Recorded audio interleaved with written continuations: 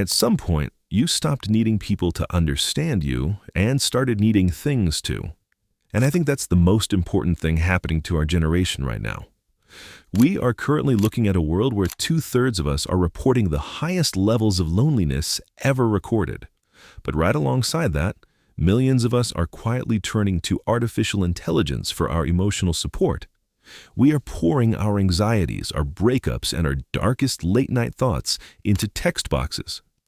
And every video or article I see about this phenomenon either tells you that it's a dystopian nightmare and you need to go touch grass, or it tells you that it's a beautiful, modern cure for isolation. Both of those takes are completely missing the point. You aren't choosing AI because it's better than people.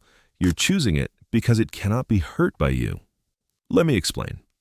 You know the exact feeling I'm talking about. It's late, you're exhausted, and there's a heavy, unspoken weight sitting on your chest.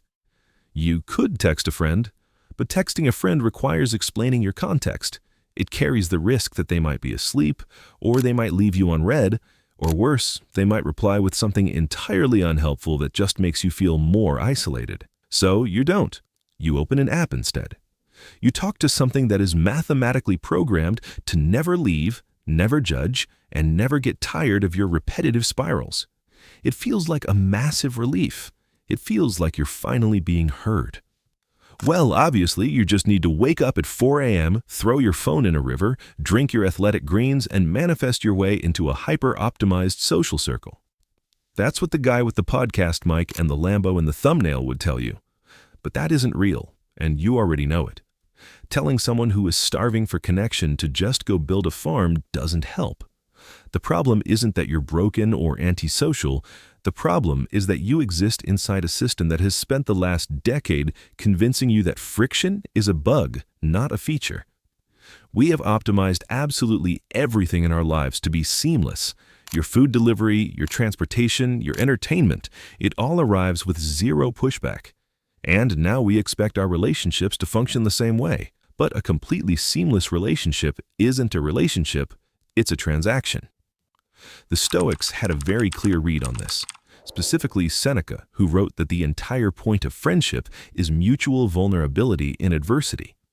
His whole argument was that you need a friend who can actually need you back, because without the risk of mutual loss, there's no real bond. An AI companion can never need you. It cannot lose sleep over your problems, so you're not actually in a relationship with it. You're just standing in front of a highly advanced mirror that has been programmed to show you exactly what you want to see. And here's where it gets interesting, because the psychology backs this up perfectly. Years ago, the sociologist Turkle wrote a book called Alone Together, where she warned that eventually we would start expecting more from technology and less from each other. And we are. If you look at basic attachment theory, whether you lean toward anxious attachment or avoidant attachment, an AI companion feels like the ultimate frictionless safe haven. In fact, researchers at Waseda University confirmed recently that our interactions with AI directly mirror our human attachment styles. You aren't healing your attachment wounds by venting to a machine, you're just practicing your avoidance in a controlled environment with absolutely zero stakes. You are getting reps in at avoiding the real thing. You aren't curing your loneliness, you're just building a very comfortable bunker around it. I've been guilty of this. There were weeks where I realized I was entirely outsourcing my emotional processing to a screen because real people felt like they required too much bandwidth. I convinced myself that was self-reliance. It wasn't. I was just terrified of being misunderstood by someone I actually cared about. It's so much easier to be perfectly understood by a machine that doesn't care about you at all. But that mess, that exact friction we are all trying so desperately to avoid, is the only place where actual endearing connection lives. You cannot have the warmth of a fire without the risk of getting burned. So, if you want to actually step out of the bunker, you don't need a 10-step dopamine detox or a radical life overhaul.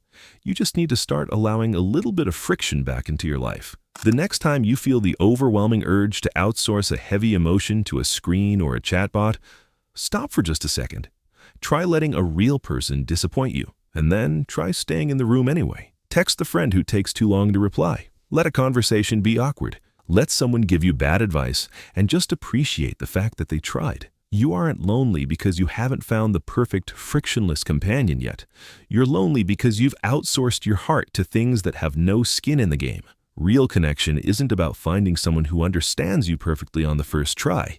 It's about finding someone who doesn't and deciding that they are worth the effort to keep trying anyway. I hope this changes something, even slightly, in how you see it. We'll talk again soon.